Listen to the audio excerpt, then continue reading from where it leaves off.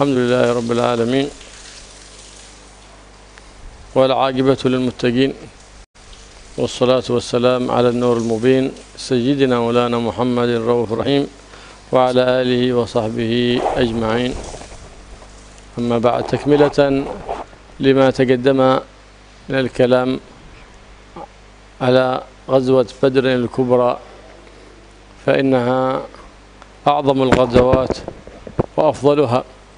لهذا قال سيدنا جبريل للنبي محمد صلى الله عليه وآله وسلم: ما تعدون فيكم من شهد بدرا، أي في الصحابة.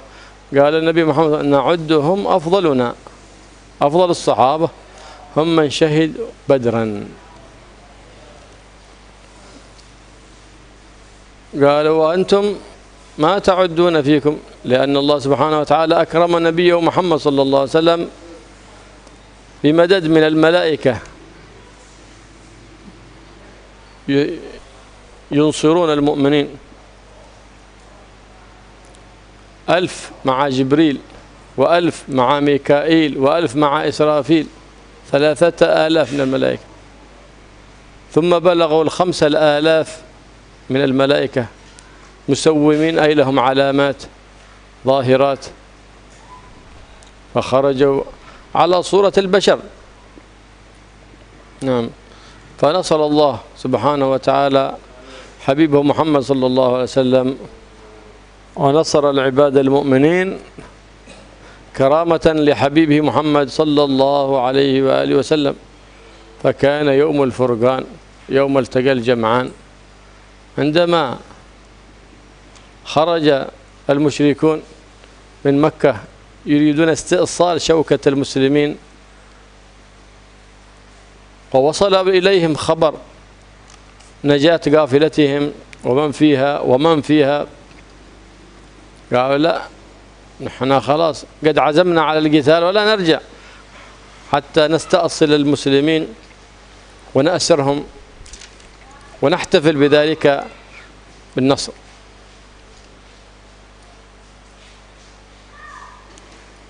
أبوا إلا ذلك، وقد كادوا أن يرجعوا، لكن أبا جهل الجاهل غرهم على الخروج للقتال، وكان بينه وبين بني بكر ثأر، بني بكر بينه وبينهم ثأر، فخافوا. قال: لعد يأتي المسلمون من الأمام، يأتي بنو بكر من خلفنا. فجاءهم إبليس الخسيس على صورة سراقة المدلجي، فقال: إني جار لكم، أنا أكفيكم هذول بني إسرائيل. فصار يسير معهم كل منزلة في صورة سراقة، في صورة سراقة، فينزل معهم المنازل: إني جار لكم، يعني أنا أكفيكم هؤلاء الذين تخافونهم، اقدموا على الحرب. غرهم إبليس الخسيس، أعوذ بالله. فخرجوا، وخرج إبليس معهم فسار معهم، لكن إبليس عندما تراءت الفئتان نكص على عقبيه وقال: إني أرى ما لا ترون، أنا أشوف الملائكة ذهين تنزل. ونزل سيدنا جبريل على فرس يقال له حيزوم، حتى اسمع قال: اقدم حيزوم، فرس سيدنا جبريل اسمه حيزوم. فخاف إبليس الخسيس، ولهذا قال النبي محمد صلى الله عليه وسلم: ما رؤي إبليس أحقر ولا أدحر منه في يوم كيوم عرفة، لما يرى الله سبحانه وتعالى فيه من المغفرة للعباد المؤمنين في يوم عرفة، يوم عظيم يغفر الله سبحانه وتعالى فيه للعباد المؤمنين الذين خلت قلوبهم عن بغضة وعن شحنة وعن حقد وحسد وعن إصرار على المعاصي. هذا اليوم إلا ما رؤي منه في يوم بدر، فقد رؤي أحقر وأدحر، حتى أن فرس جبريل رمحه حتى أوصله البحر، فخاف عندما رأى الملائكة فظن أنها قد قامت القيامة، فرؤي أحقر وأدحر في ذلك اليوم إبليس وتبرأ. وهكذا عادة إبليس، يغر الإنسان بالمعصية، إذا وقع في المعصية قال إني أخاف الله رب العالمين. لأنه إبليس يعرف أن هناك بعد الموت وأن حساب وأن هناك عقاب، لكنه شقي والعياذ بالله بعدم امتثال كلام الله أمر الله سبحانه وتعالى، وبما وقر في قلبه من الحسد لأبينا آدم. حسد أبونا أول المعاصي وقوعا الحسد والكبر. إبليس حسد وتكبر فطرد من رحمة الله سبحانه وتعالى، فكان سبب شقاوته الأبدية. فاحذر أيها المؤمن أن تكون فيك من أمهات الخبائث شيء، وهي الحسد والكبر والعياذ بالله.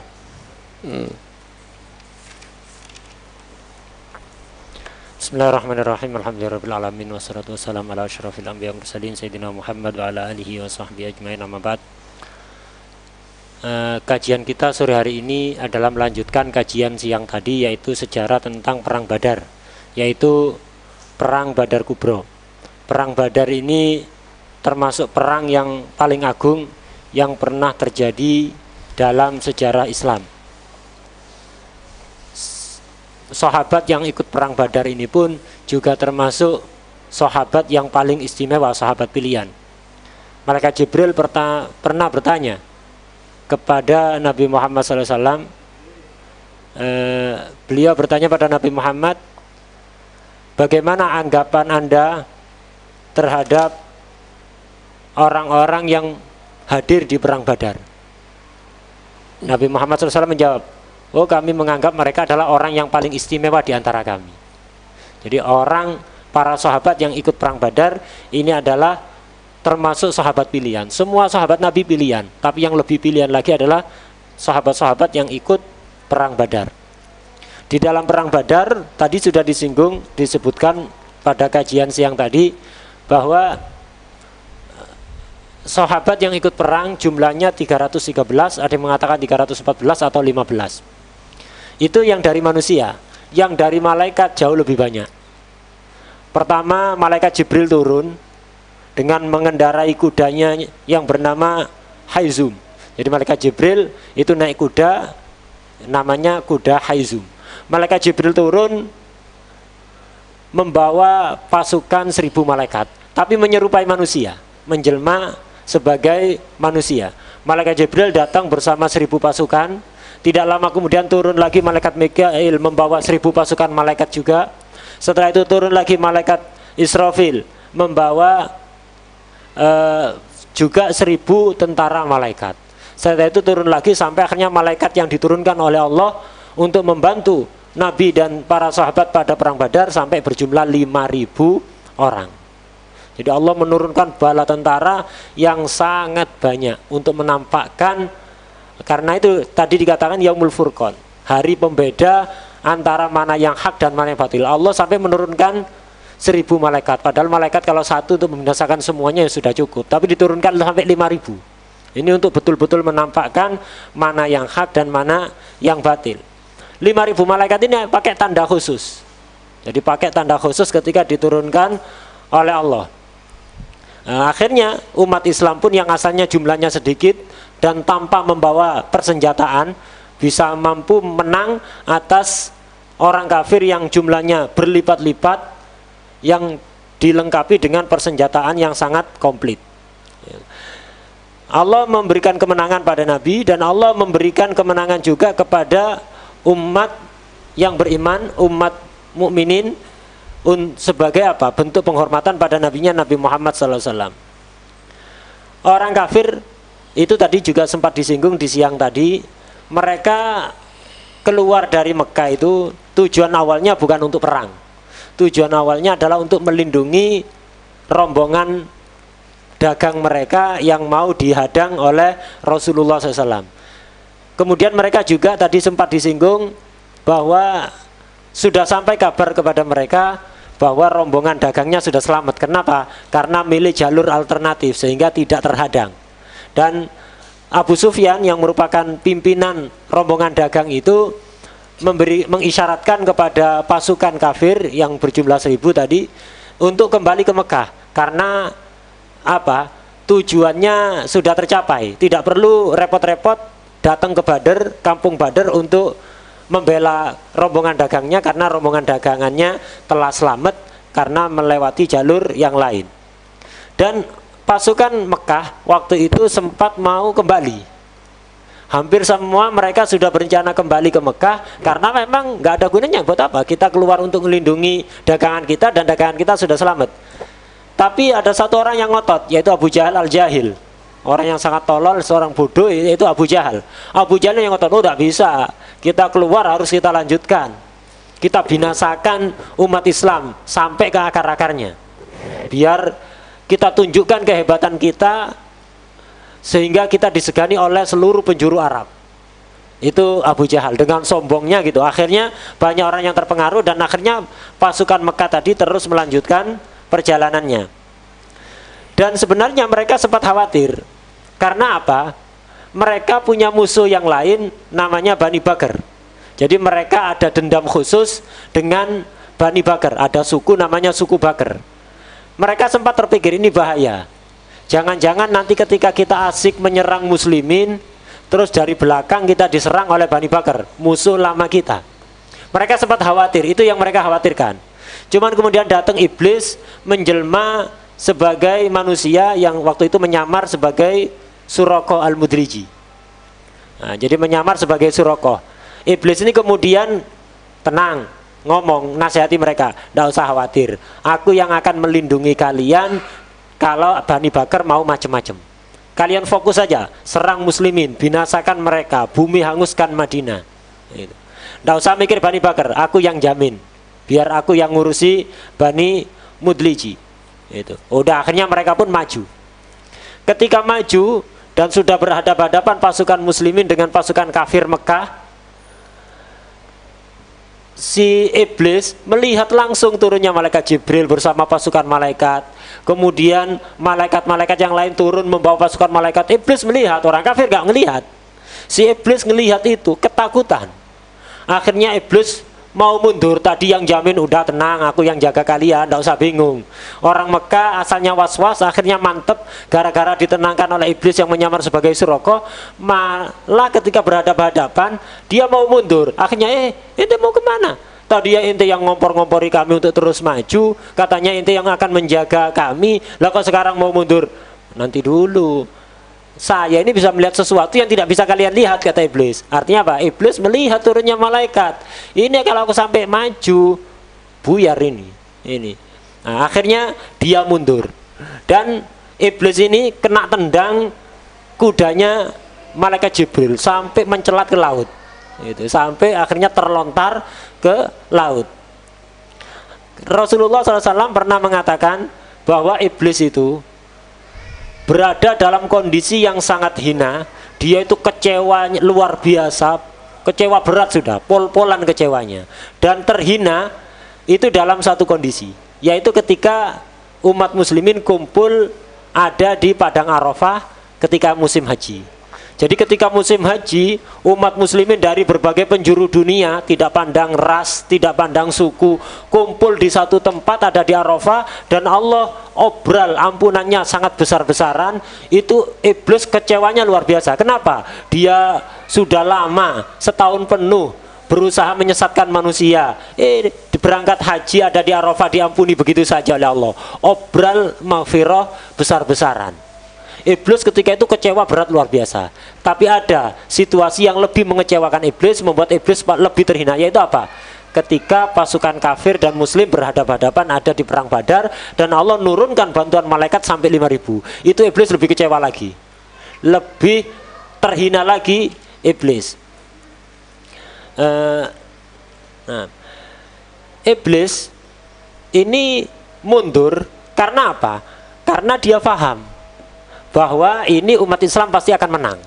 Allah sudah nurunkan bantuannya. Dan iblis tahu nanti setelah mati, ini bukan terus mati, tidak ada ceritanya lagi, tidak ada episode berikutnya, tidak. Iblis paham betul bahwa kalau dia sampai mati di situ, nanti akan ada episode berikutnya, ada hisab, ada azab.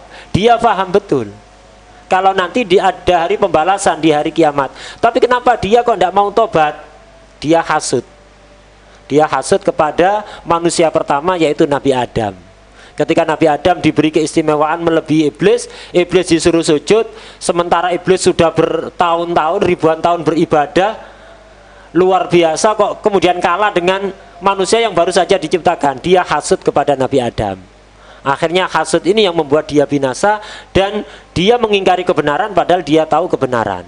Nah, dan itulah maksiat yang pertama kali dilakukan, yaitu oleh iblis, berupa sombong dan hasud. Karena itu hendaknya kita waspada, jangan sampai kita punya sifat itu, sombong dan hasud.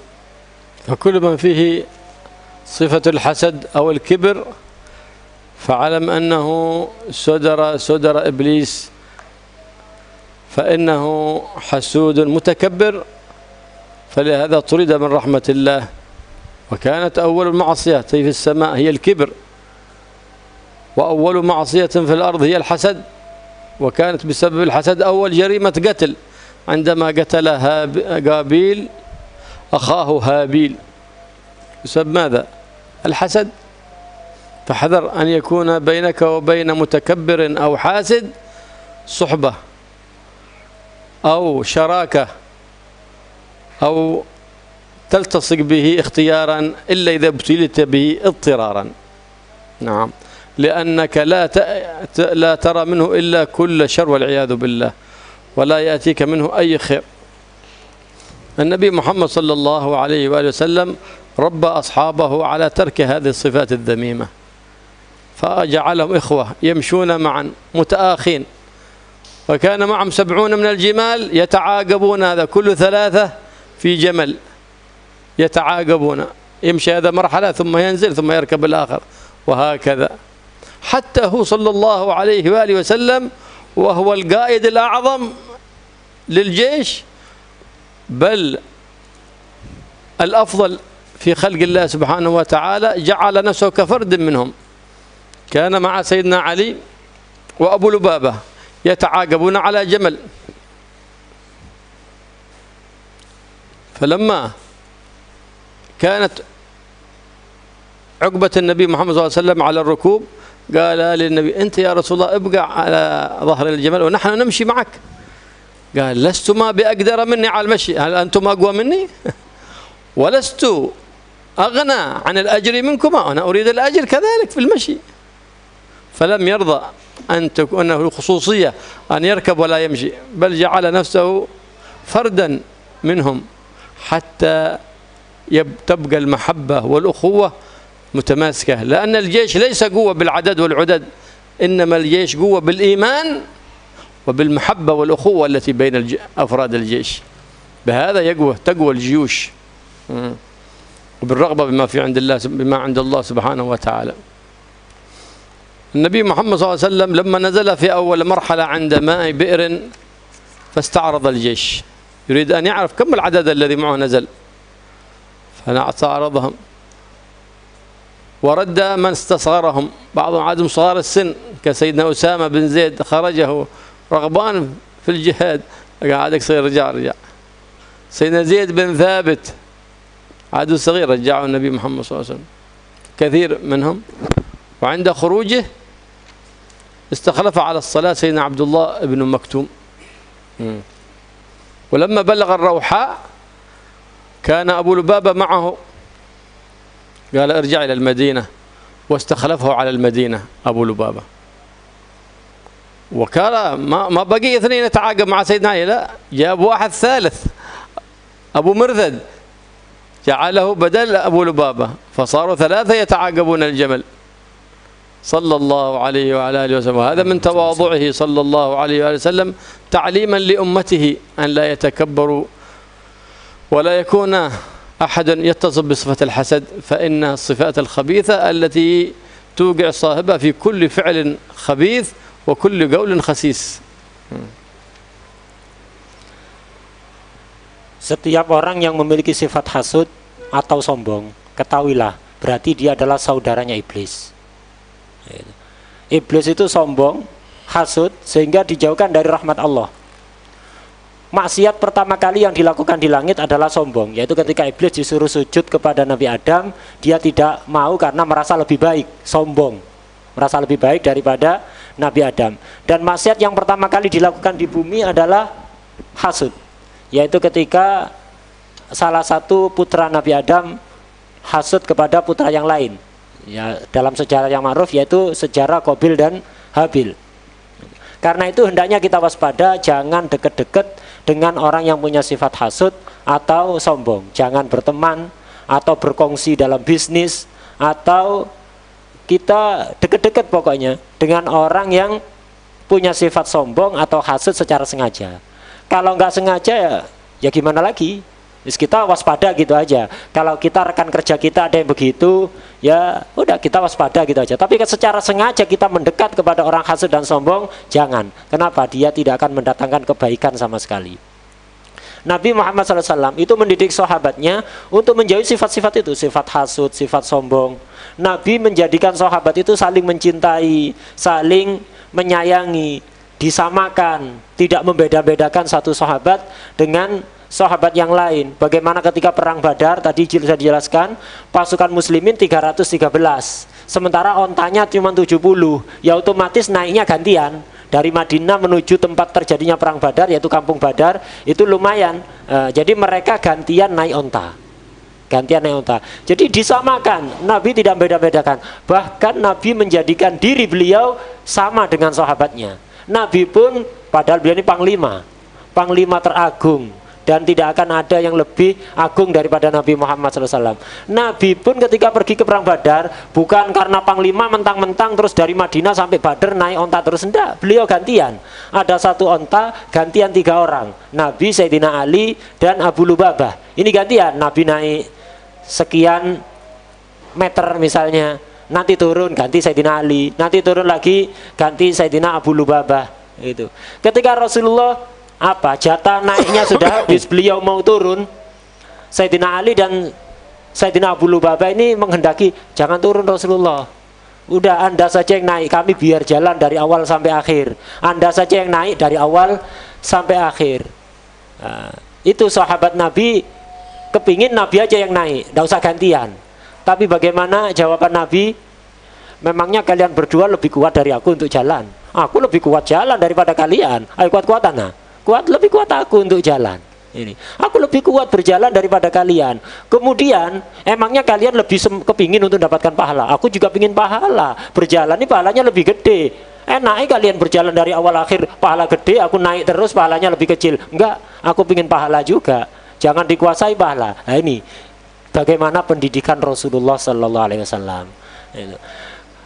Dan begitulah akhirnya tentara Rasulullah begitu kuat. Kenapa? Saling gotong royong, kerjasama, saling mencintai satu sama lain. Akhirnya kuat, kekuatan pasukan terletak di situ.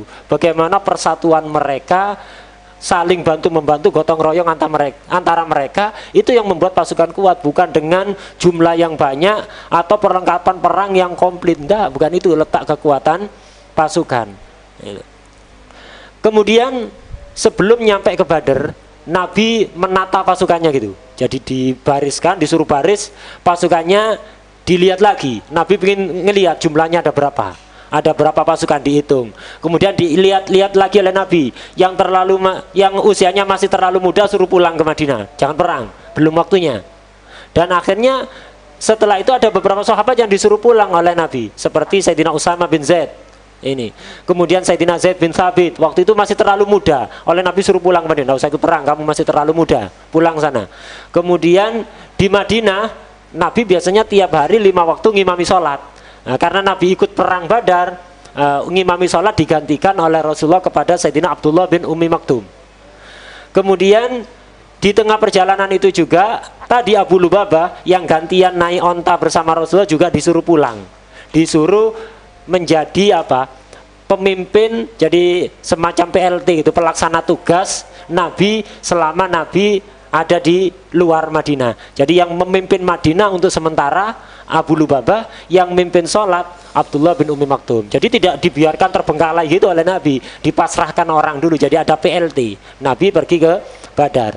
Lah, oh paling ini mungkin ada orang berpikir, mungkin Nabi ini maksudnya biar yang gantian tidak terlalu banyak. Tadi kan ontanya satu gantian Nabi, Sayyidina Ali dan Abu Lubabah. Abu Lubabah suruh pulang biar jaga Madinah. Mungkin Nabi biar gantiannya tidak terlalu banyak. Enggak. Abu Lubabah diganti, suruh pulang ke Madinah. Yang gantian naik onta digantikan sahabat yang lain, yaitu Abu Marsad.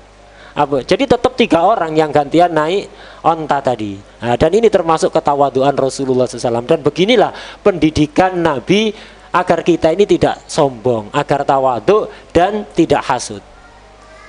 لما استعرض أصحابه صلى الله عليه وسلم في أول مرحلة وعدهم وجدهم 313، فكبر وفرح النبي محمد صلى الله عليه وآله وسلم، قال إنهم عدد من جاوز النهر من قوم طالوت، واستبشر خيرا بالنصر، لأن سيدنا طالوت عندما امتحن من معه من بني إسرائيل بالنهر وقال لهم لا تشربوا من النهر، فمن شرب منه فليس منه إلا من اغترف غرفة بيده،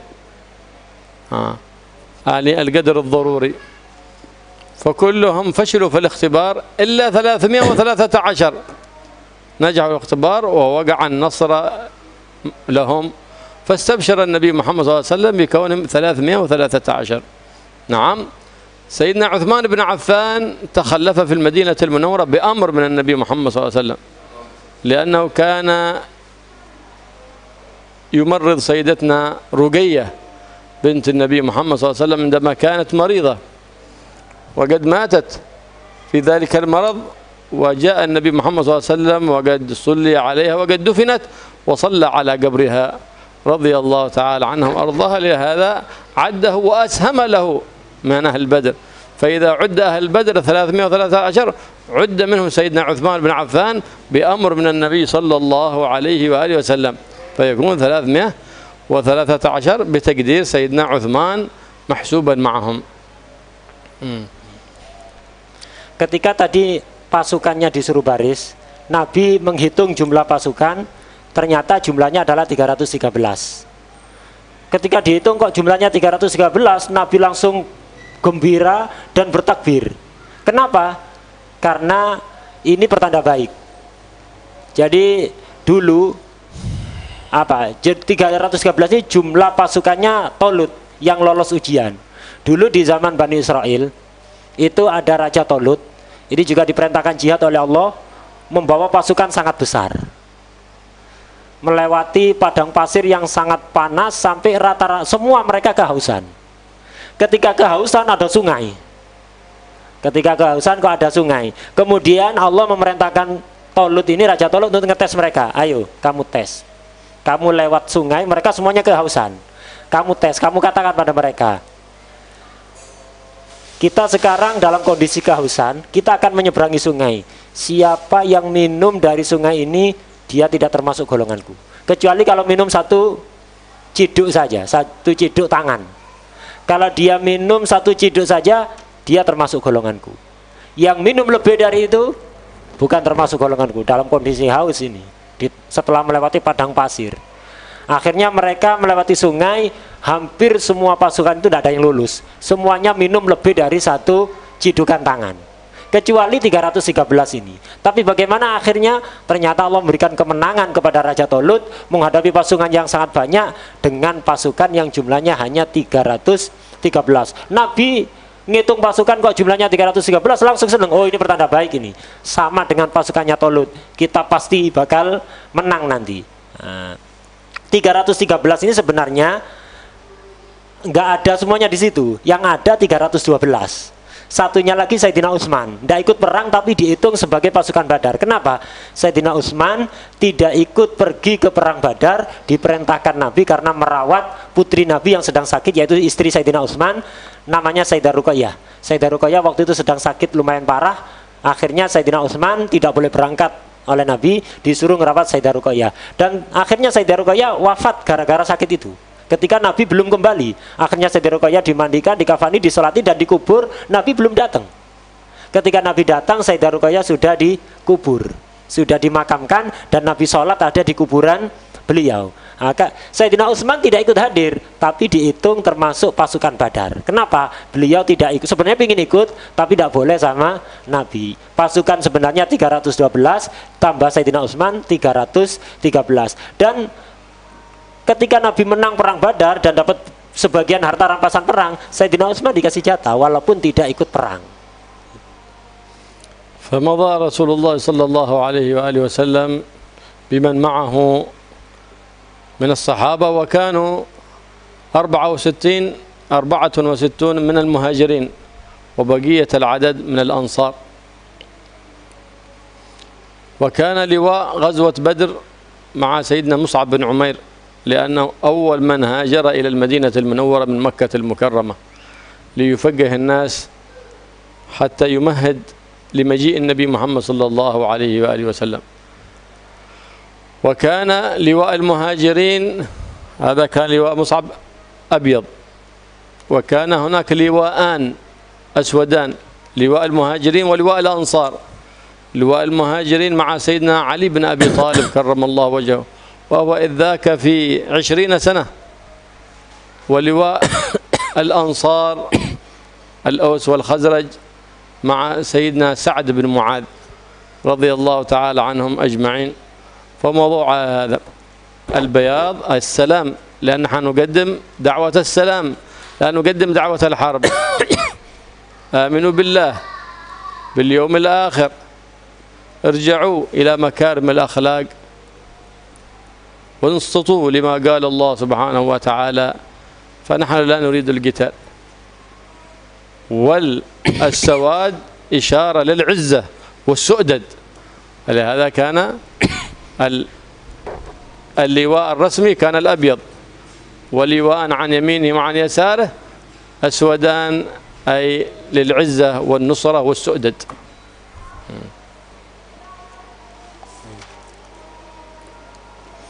Kemudian Nabi meneruskan perjalanan menuju Kampung Badar. Beliau membawa pasukan tadi 313, 64 diantaranya adalah sahabat muhajirin, sisanya adalah sahabat ansor. Jadi sahabat ansor lebih banyak, sahabat muhajirin waktu itu ada 64. Dan beliau waktu perang Badar itu memiliki 3 bendera perang. Jadi 3 bendera, membawa 3 bendera.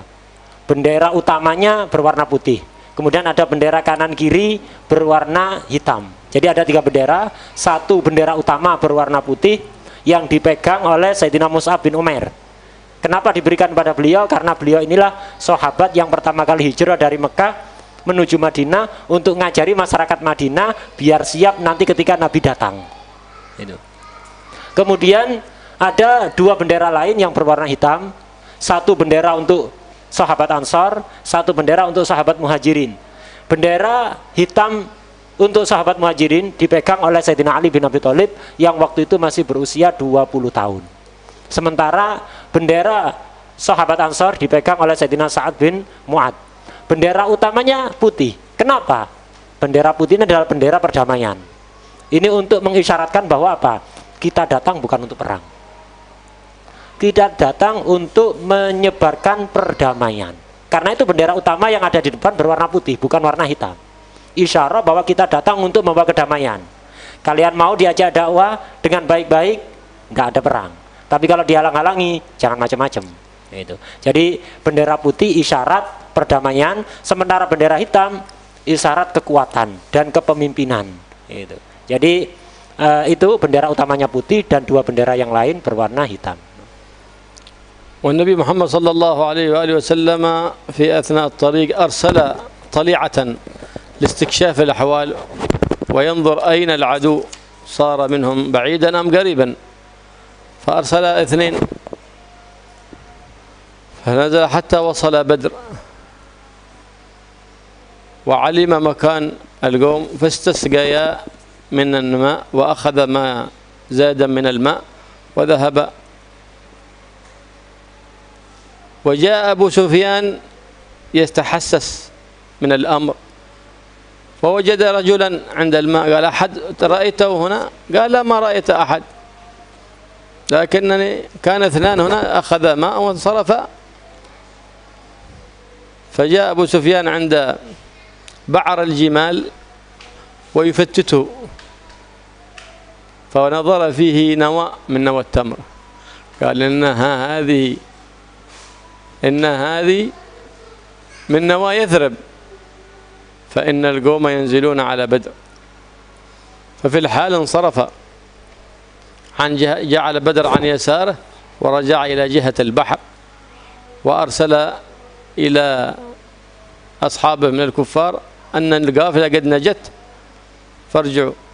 فلما بلغ الخبر بنو زهرة، وكان سيدهم الأخنس بن شريف الزهري، قال خلاص نحن خرجنا لا إلى أن نفدي أموالنا، وأخونا نوفل كان مع القافلة، والآن قد نجاه الله، فلا حاجة لنا بالقتال. فاسترجعهم أبو جهل فلم يفد استرجاعه لهم، ورجعوا ولم يقاتلوا مع الكفار.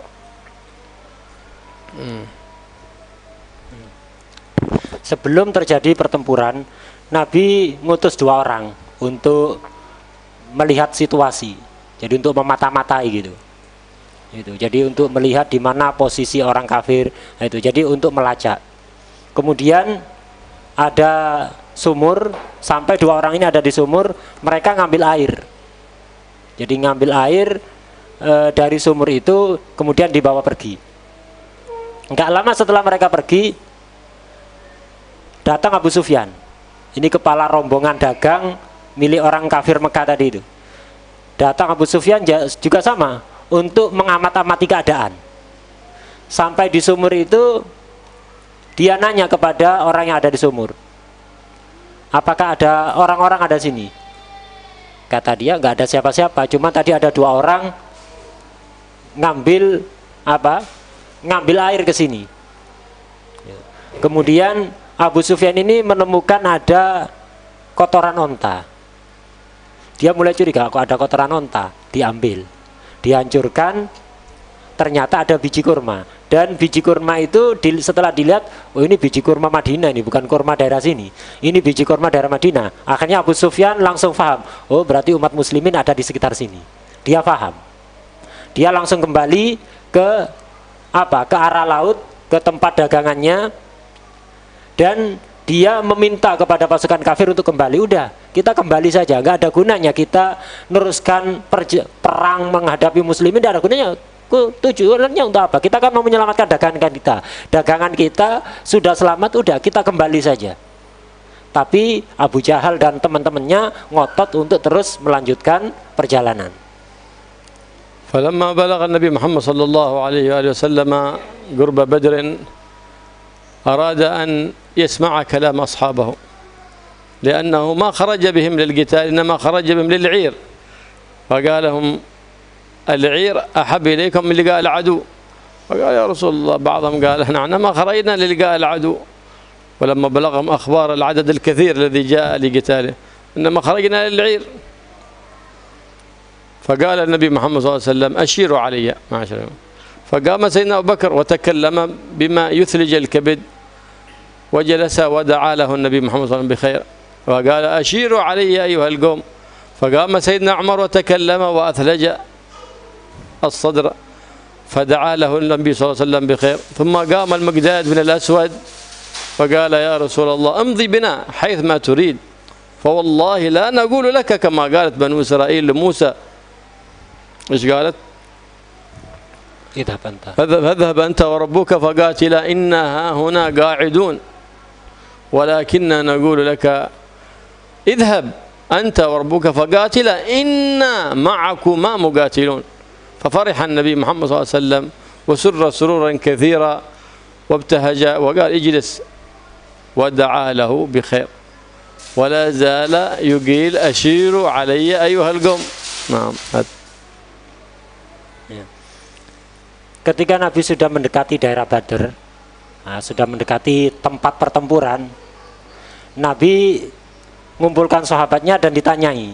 Karena apa? Karena memang Nabi ngajak sahabatnya pertama ini bukan untuk perang.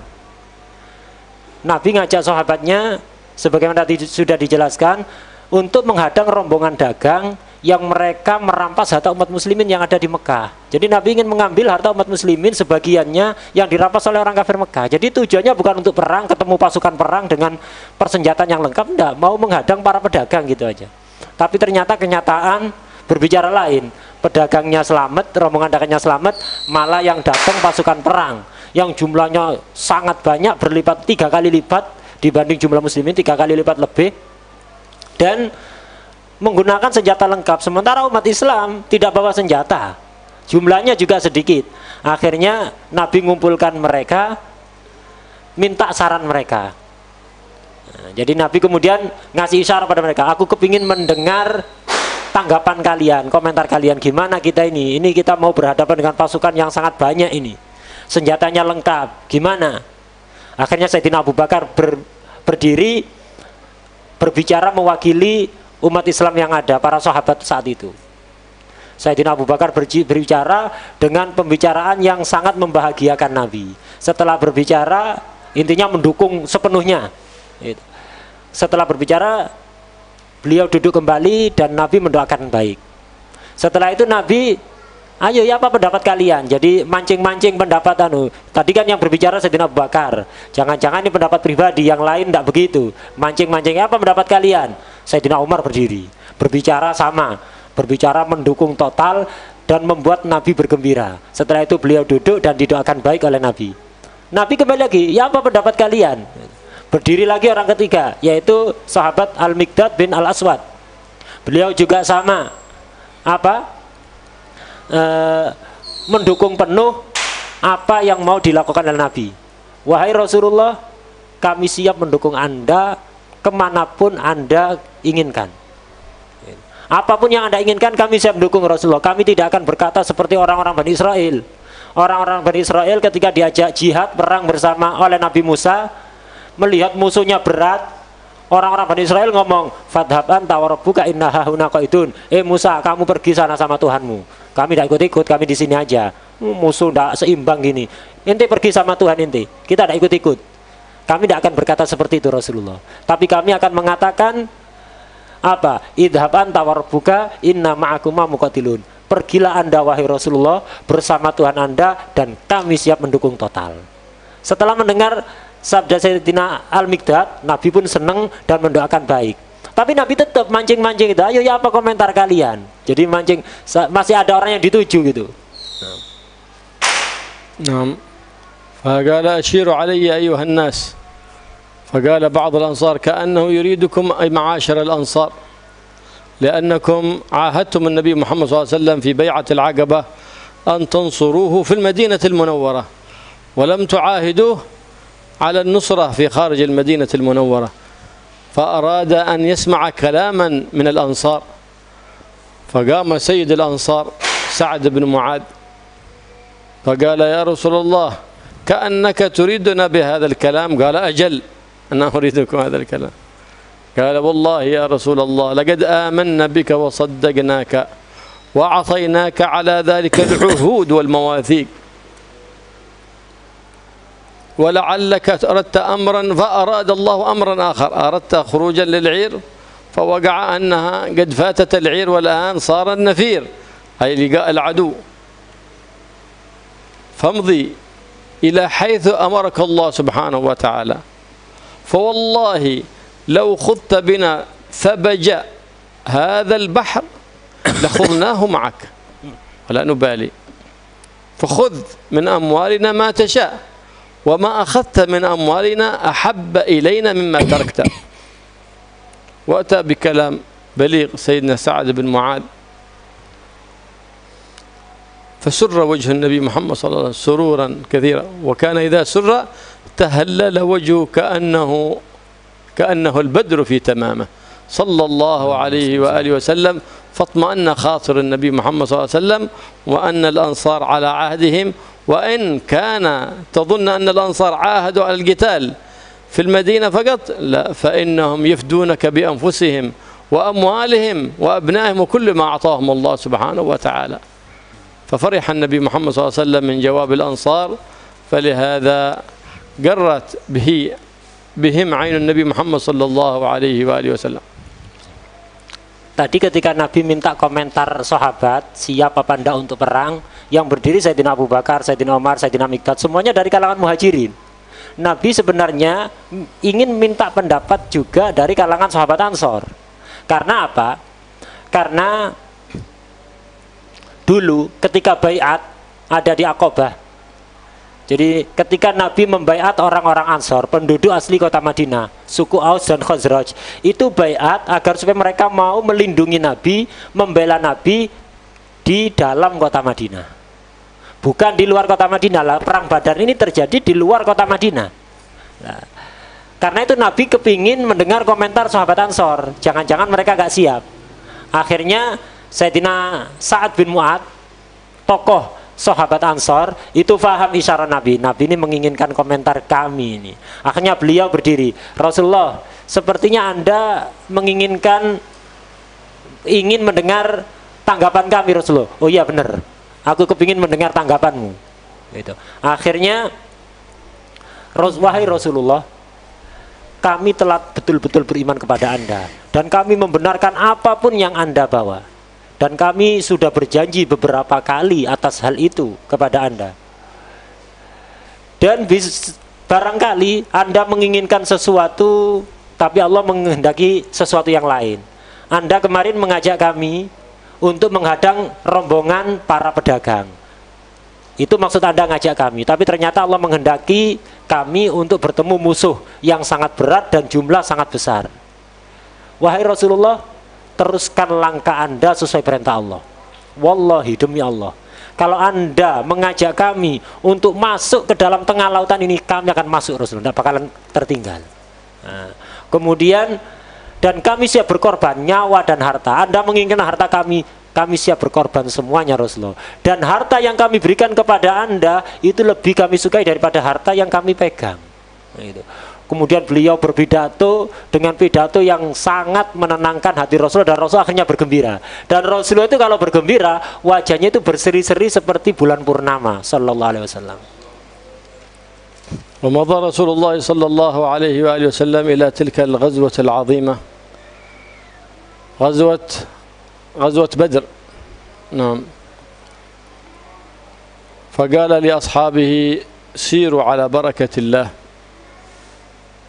فإن الله سبحانه وتعالى وعدني إحدى الطائفتين، إما العير وإما النفير، وكأنني أرى مصارع القوم، أي وكأنني أرى أولئك الذين سيقتلون من المشركين في غزوة بدر أراهم أمامي. عين لهم النبي محمد صلى الله عليه وسلم كل واحد في مكانه. هنا سيقتل أبو جهل، هنا سيقتل أمية، هنا سيقتل الوليد، وهنا شيبة، وهنا عين لهم النبي محمد صلى الله عليه وسلم ببقاعهم، عينها. قال بعض الصحابة رضي الله تعالى عنهم: فذهبنا نرى بعد القتال فلم يتعدى واحدا منهم موضعه الذي عينه له النبي محمد صلى الله عليه وسلم، وهذه معجزة له صلى الله عليه وسلم. كل واحد عين له موضوع الذي سيقتل فيه ويموت فيه، فعين لهم.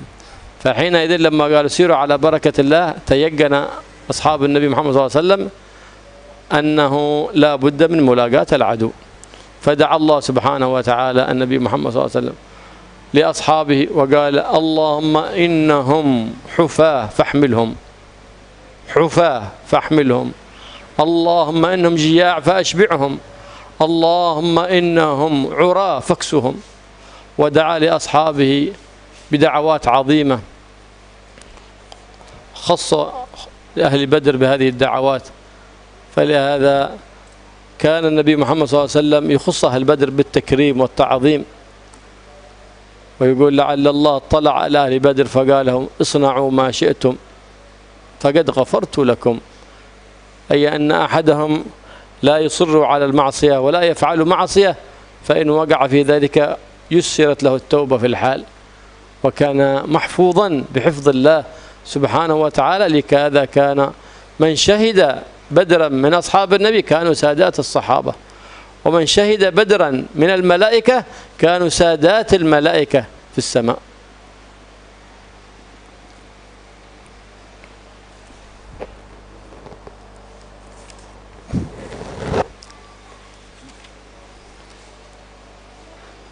Kemudian setelah Nabi mendengar komentar para sahabat dan mereka siap mendukung Nabi, akhirnya Nabi pun maju untuk ya melakukan peperangan yang sangat besar itu.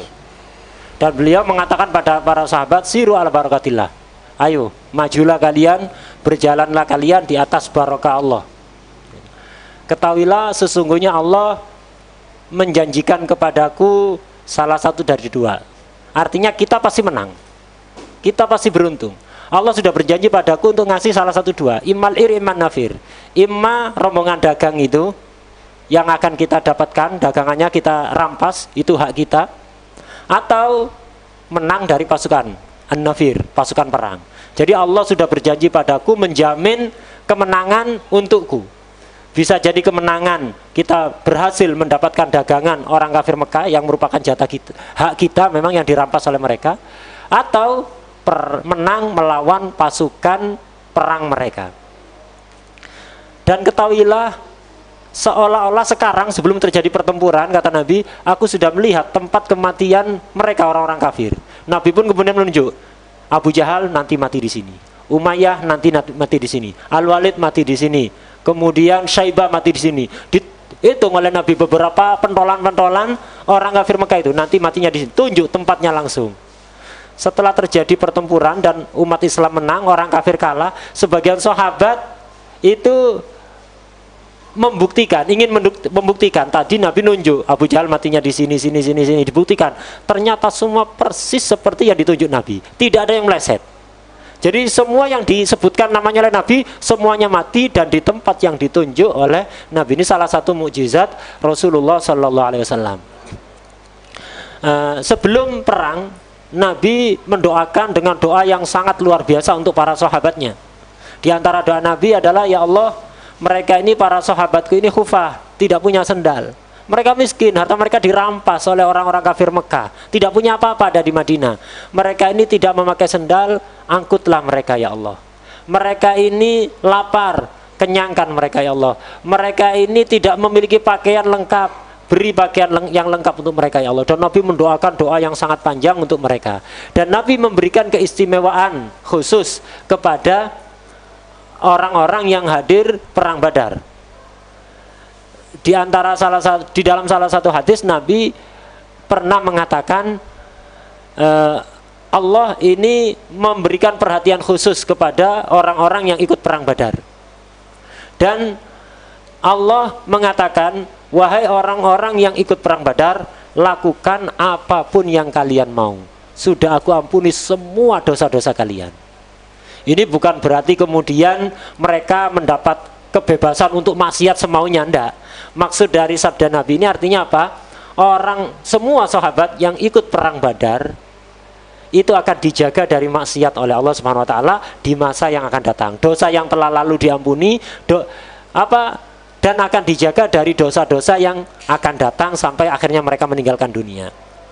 Kalaupun mereka terjerumus ke dalam sebuah kemaksiatan, akan diberi taufik pertolongan oleh Allah untuk bisa bertobat. Jadi tidak ada sahabat yang hadir perang Badar mati masih membawa dosa. Kenapa? Sudah diampuni oleh Allah. Yang dosa yang lalu sudah diampuni, setelah perang Badar dijaga dari maksiat. Kalau ada yang terjerumus dari maksiat, dibantu oleh Allah untuk bertaubat. Jadi sebelum wafat semuanya bertobat dan semuanya tidak ada yang memiliki dosa.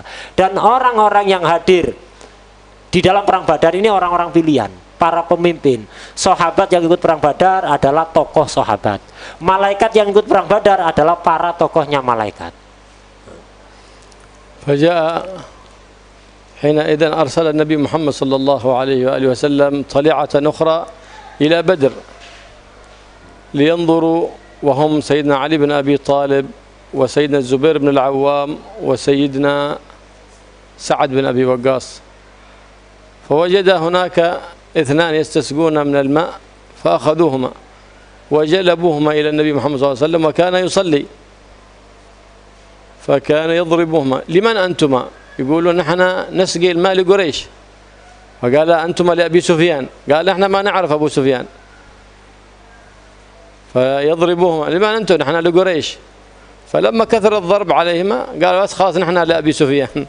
فلما سلم النبي محمد صلى الله عليه وسلم من الصلاة قال سبحان الله، لما صدقاكم ضربتوهما ولما كذباكم تركتوهما وإنهم والله لقد صدقاكم وإنهما لقريش يجلبان الماء.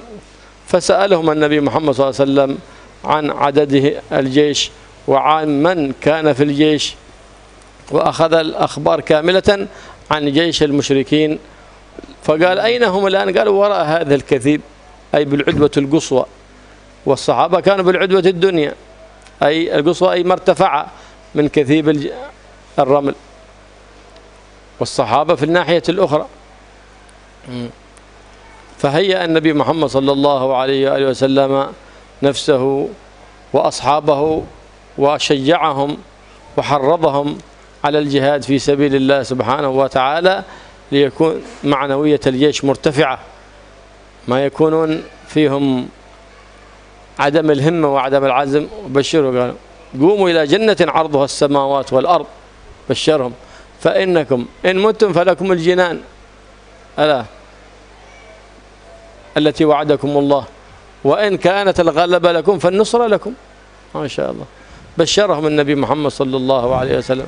وهكذا كل مؤمن إذا دخل في جهاد في سبيل الله إما النصر وإما الشهادة في سبيل الله، لكن ليكون ذلك لإعلاء لكلمة الله سبحانه وتعالى، لا لأجل مال ولا شهرة ولا سمعة ولا رياء.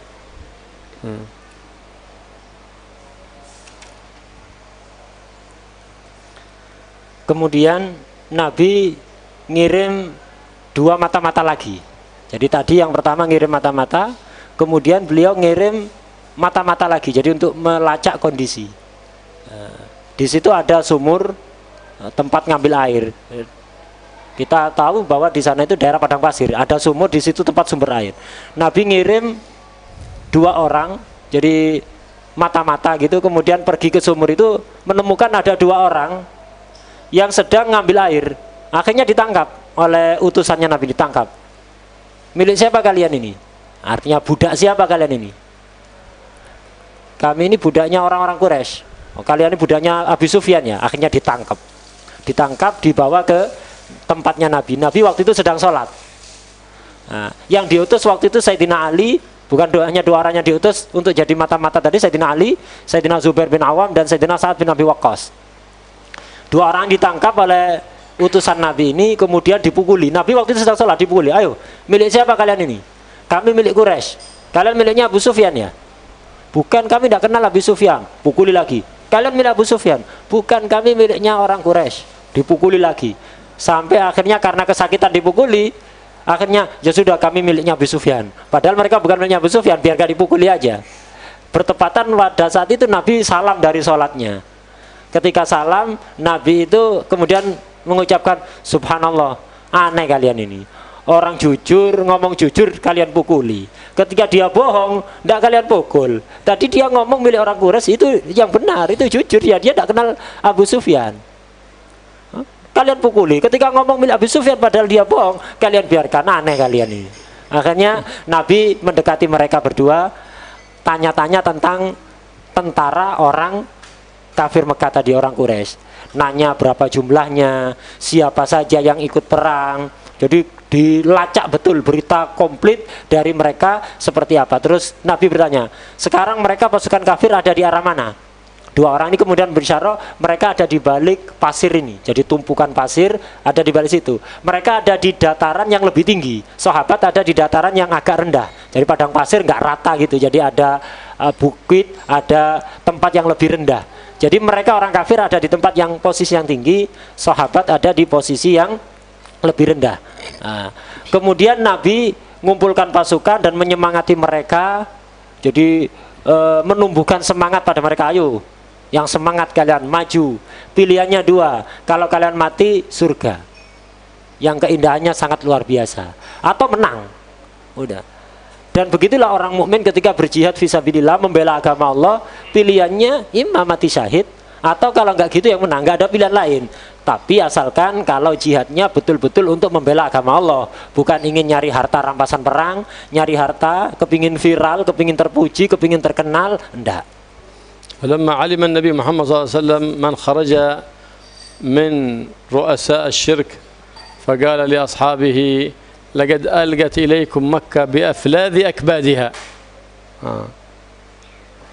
وأن الله سبحانه وتعالى قد وعدني النصر، فحرض الصحابة ورغبهم لما عند الله سبحانه وتعالى وشجعهم وقوى الإيمان في قلوبهم، فإن سبب النصر قوة الإيمان والمحبة التي تملأ قلوب الإخوان في ذلك الجيش، هي هذه أساس القوة في الجيش.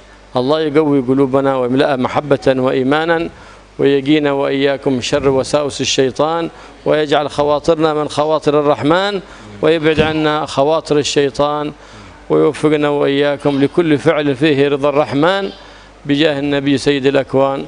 وصلى الله على سيدنا محمد النبي الأمي وعلى صحبه وسلم، والحمد لله رب العالمين. وإن شاء الله للكلام بقية غدا إن شاء الله نتمه بسر الفاتحة.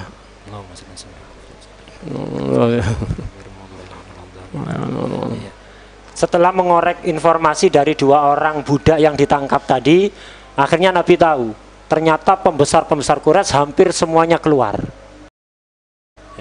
Nabi pun mengkabarkan itu, menceritakan itu kepada para sahabat, dan Nabi menyemangati pasukannya, sahabatnya, ketahuilah bahwa sesungguhnya Allah telah berjanji kepadaku untuk memberikan kemenangan. Tidak usah khawatir dengan jumlah pasukan mereka yang sangat banyak, peralatan perang yang komplit, kemudian jagoan-jagoan Mekah keluar semuanya. Tidak usah khawatir, aku sudah diberi janji kemenangan oleh Allah. Nabi pun kemudian menyemangati mereka dan menguatkan keimanan pada hati mereka, karena letak kemenangan umat Islam itu ketika imannya kuat dan sesama muslim saling menyayangi, saling mencintai. Itu letak kekuatan umat Islam, bukan di yang lain.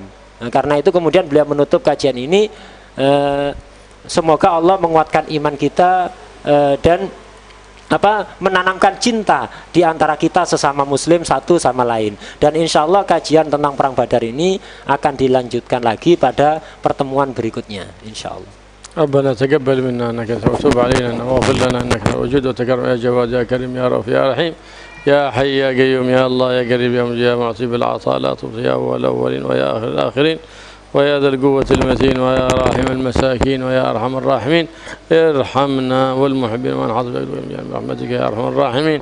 وصلى الله على سيدنا محمد النبي وصحبه. سبحان ربه ما يصفون وسلام على المرسلين والحمد لله رب العالمين.